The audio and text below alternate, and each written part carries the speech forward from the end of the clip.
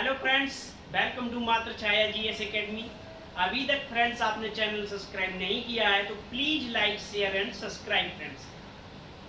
और आप होली होली हो चुकी है तो आप क्या करते हैं, पढ़ाई की तरफ दोबारा अग्रसर होते हैं और लगातार जो एग्जाम होने वाले हैं तो हम उनकी तैयारी करते हैं। तो एक बार फिर से, अगर जो आपने मेरा चैनल सब्सक्राइब नहीं किया है तो please like share and subscribe. हम एक सीरीज चला रहे थे जिसमें बात कर रहे थे दिल्ली डायनेस्टी की। तो दिल्ली डायनेस्टी है जो एक दो पार्ट में नहीं हो सकता है, कम से कम हमको अगर जो लगेंगे तो 3 पार्ट लगेंगे, क्योंकि एक एक जो है वंश था तो हम उसको खत्म करेंगे। जैसे हमने पहले पार्ट में बात की थी गुलाम वंश की, और आज हम बात करेंगे खिलजी वंश की।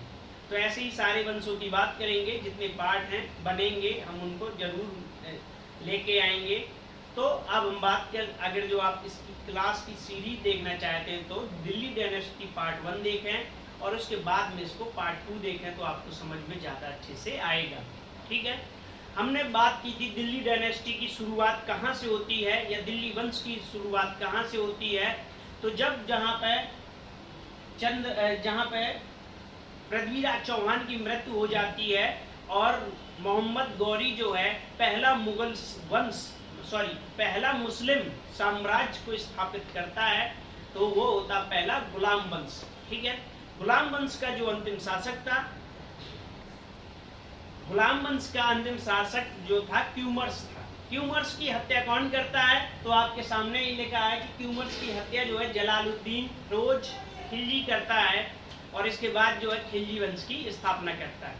तो 1206 से लेकर 90 तक कौन सा वंश चला, गुलाम वंश चला। और 1290 के बाद 1290 से 1320 तक मान लें तो 20 साल ये और 10 साल वो, 30 और 130 साल शासन रहा। तो किसका शासन रहा, खिलजी वंश का। ठीक है, तो इसके जो शासक स्थापना जिसने की इस वंश की, तो वो थे भारत में खिलजी वंश की शासन की स्थापना करने वाले जलालुद्दीन फिरोज खिलजी हैं। और मुगल वंश के अंतिम शासक एवं बलवन के उत्तराधिकारी कैकूबाबाद के शासनकाल में वो क्या थे, तो जलालुद्दीन फिरोज खिलजी सेना में मंत्री थे। और 1290 में कैमर्स की हत्या कर के जलालुद्दीन फिरोज खिलजी किलो खरी के महल में सिंहासनरूढ़ हुआ और दिल्ली के राज सिंहासन पर आसीन होते हैं। उनकी समय जब वो उनकी हत्या करते हैं क्यूमर्स की, तो उनकी जो एज होती है 70 वर्ष होती है। फिर इसके तो वह दिल्ली में प्रथम शासक था जिसका हिंदू जनता के प्रति दृष्टिकोण उदार था। पहला हिंदू शासक था जो हिंदुओं को कम से कम जो है साथ में लेने की या उदार भावनाएं जो रखता था। फिरोज शाह जो जलालुद्दीन फिरोज खिलजी के शासन व्यवस्था में न्यूनतम हस्तक्षेप की नीति को अपनाया गया और महत्वाकांक्षी व्यक्ति था। जलालुद्दीन भिलासा, चंदेरी और देवगिरी के सफल अभियानों से अपार धन लेकर लौट रहे अपने भतीजे जलालुद्दीन खिलजी से जलालुद्दीन खिलजी से क्या करते हैं कि मिलने जाते हैं अपने जलालुद्दीन फिरोज खिलजी अलाउद्दीन खिलजी से मिलने जाते हैं। कड़ा मानस, ये जो इलाहाबाद के पास में है, तो यहाँ क्या करता है कि अलाउद्दीन खिलजी धोखे से है जलालुद्दीन खिलजी का मृत्यु के घाट उतार देता है, छुरा घोंप देता है। ठीक है, तो उसकी हत्या करवा देता है। तत्पश्चात जो 19 जुलाई 1996 को 1296 के दिन जलालुद्दीन खिलजी का राज सिंहासन हुआ। और अगर जो सबसे ज्यादा कोई पावरफुल है खिलजी वंश में तो अलाउद्दीन खिलजी ही है। पूरा पावरफुल है तो अलाउद्दीन खिलजी। और हमने जो मुगल वंश वो गुलाम वंश देखा था, उसमें ये की था इल्तुतमिश और रजिया सुल्तान के बारे में हाईलाइट।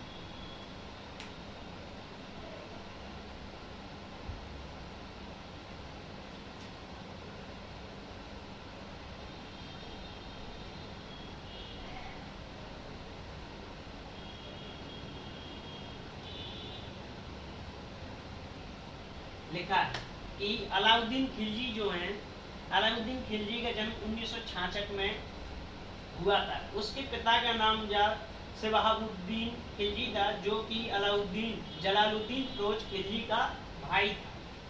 पिता की अकाल मृत्यु हो जाने के उपरांत उनके चाचा जलालुद्दीन फिरोज खिलजी की उसके संरक्षक थे। अब देखो, एक तो उसको पाला चाचा था जलालुद्दीन फिरोज खिलजी। कौन थे? अलाउद्दीन खिलजी के तो चाचा थे। एक तो पाला, संरक्षण किया, और अपनी बेटी की शादी भी कर दी, और तब भी उसने अलाउद्दीन खिलजी ने उनको पार कर दिया। तो चाचा थे, लिखा भी है, लिखा बाल अवस्था में ही नियमित शिक्षा के अभाव में यद्यपि जलालुद्दीन ने अक्षर था, फिर भी अत्यंत प्रतिभावान था। उसकी प्रतिमा से प्रभावित होकर जलालुद्दीन ने अपनी पुत्री का विवाह उसके साथ किया। 1990 में जलालुद्दीन ने उसे अमीर तुजक पद प्रदान किया, और 1291 और 92 में जलालुद्दीन द्वारा बलवन समर्थक मालिक छज्जू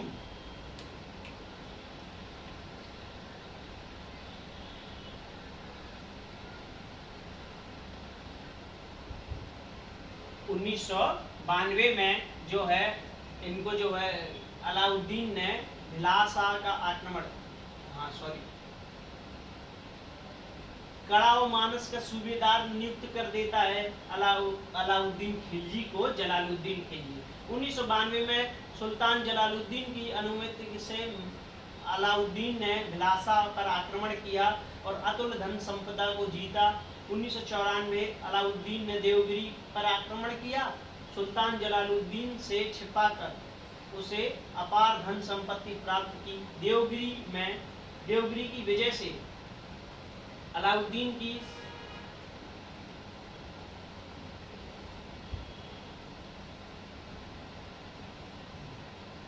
सुल्तान जलालुद्दीन की हत्या करके स्वयं सत्ता स्थापित करता है।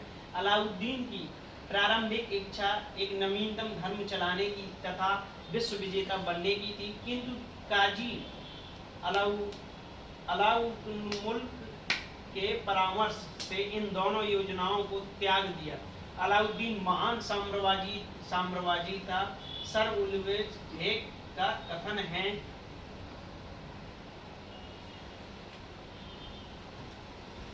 तो बात ये कर रहे थे कि अलाउद्दीन का महान सेनापति एक ये था मलिक काफूर जो है, एक बात करें सुनने में आया है कि जो था तो, लेकिन बहुत बलशाली था, और ये कहते किन्नर था। इसको जो गुजरात के मेले से खरीदा गया था, लेकिन बहुत बलशाली, इतना अभियान इसने चलाए, एक भी अभियान में ये हारा नहीं।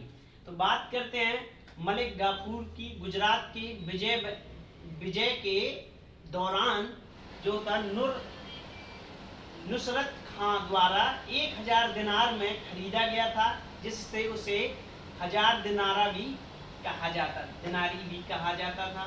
चित्तौड़ के राणा रतन सिंह की रानी पद्मावती की कहानी का आधार बनाकर 1540 में मलिक मोहम्मद जायसी ने पद्मावत ग्रंथ की रचना की थी, और इसकी मूवी भी बनी थी।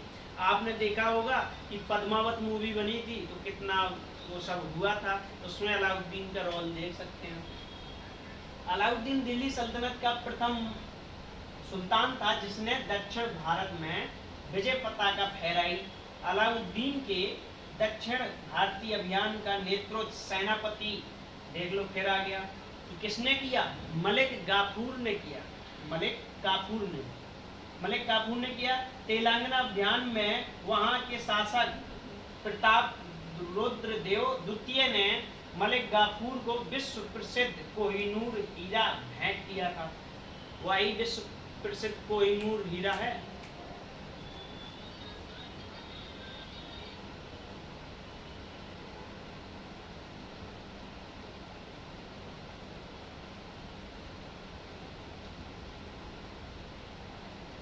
तेलंगाना में वहां के जो शासक थे प्रताप रुद्रदेव ने द्वितीय ने क्या किया कि मलिक काफूर को जो है हीरा दे दिया कोहिनूर। और कोहिनूर हीरा की जो है बहुत स्टोरी है।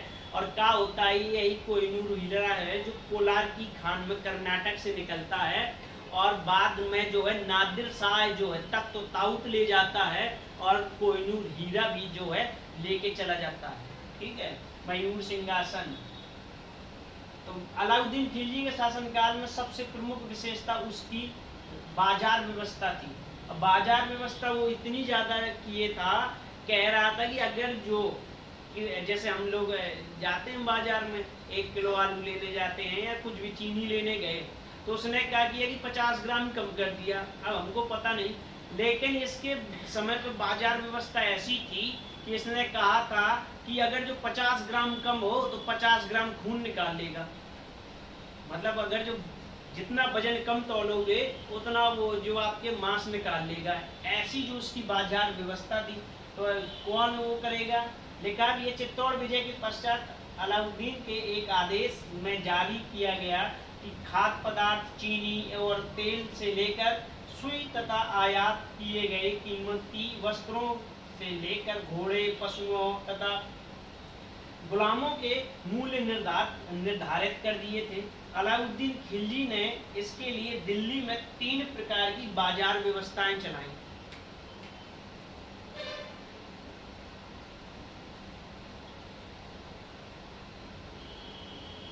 अब 3 प्रकार की जो है बाजार व्यवस्था चलाता है तो स्थापित किए गए। तो दिल्ली के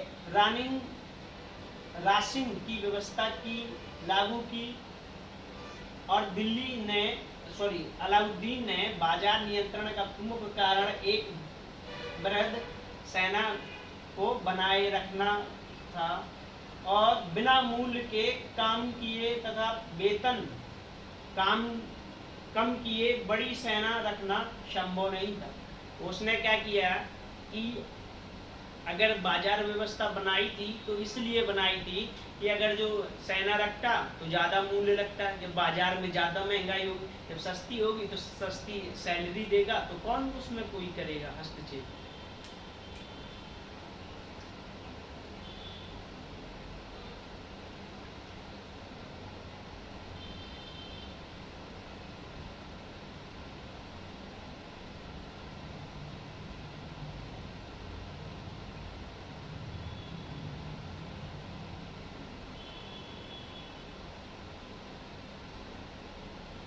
बात करते हैं अलाउद्दीन के राज दरबार में कौन था। अमीर खुसरो था तथा हसन शरीखे। बात करते हैं अलाउद्दीन की, ये अमीर खुसरो वही हैं जो निजामुद्दीन औलिया के क्या थे, शिष्य थे।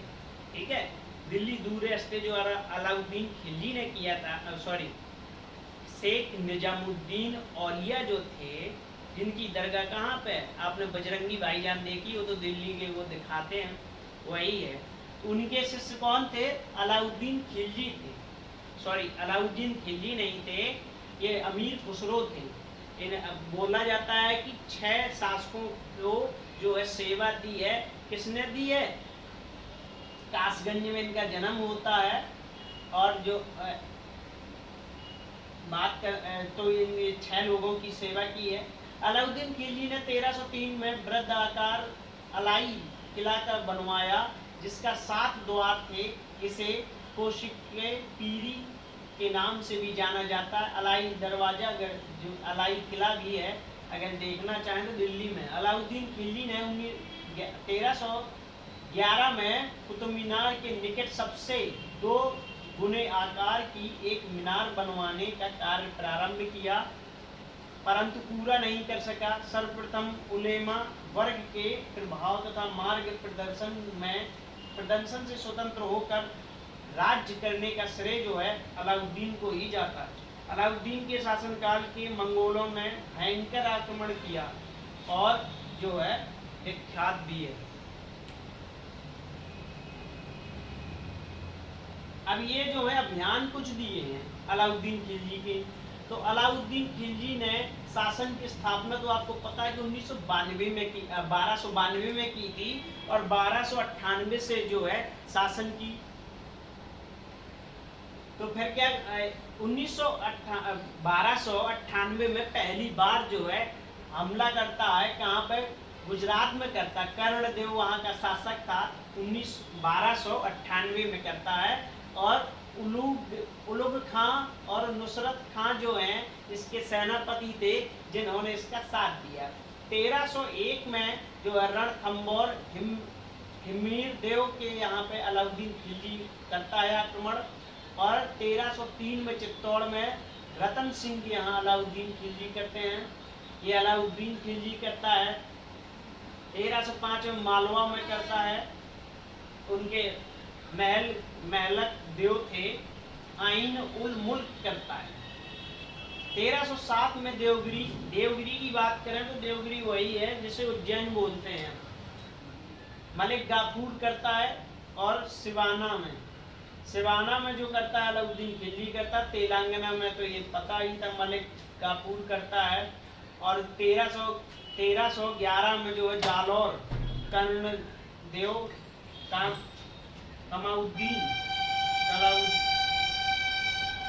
कमलोद्दीन करते हैं।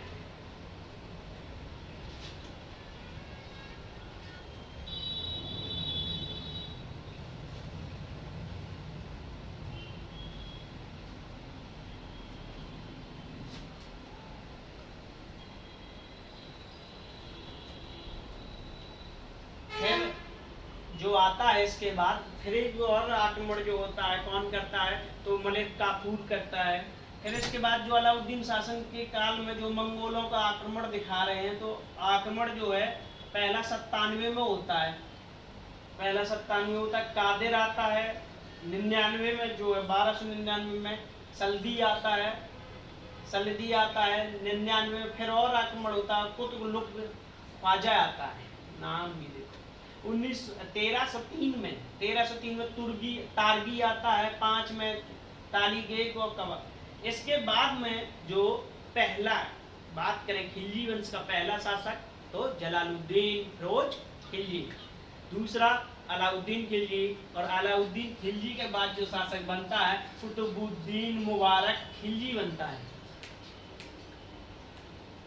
कुतुबुद्दीन मुबारक जो है खिलजी शासन बनते हैं। अलाउद्दीन खिलजी की मृत्यु के पश्चात उसका पुत्र जो है कुतुबुद्दीन मुबारक खिलजी दिल्ली के शासनकाल का सुल्तान बना। और कुतुबुद्दीन मुबारक खिलजी ने राज सिंहासन पर बैठते ही अपने पिता अलाउद्दीन खिलजी के कठोरतम आदेशों को रद्द कर दिया। और कुतुबुद्दीन मुबारक खिलजी ने एक निम्न जाति के मुसलमान बने हसन को खुसरो खां की उपाधि से सम्मानित कर दिया, उसे अपने राज्य का प्रधानमंत्री बना दिया। खुसरो खां के एक मित्र ने 1320 में कुतुबुद्दीन मुबारक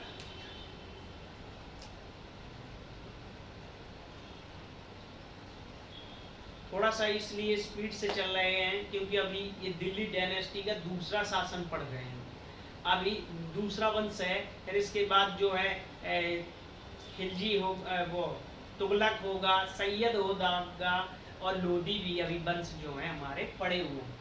तो खुसरो खां के एक मित्र ने जो है 1320 में उसके कुतुबुद्दीन मुबारक खिलजी की हत्या करा दी और खुसरो दिल्ली की सल्तनत के राज सिंहासन पर नसरुद्दीन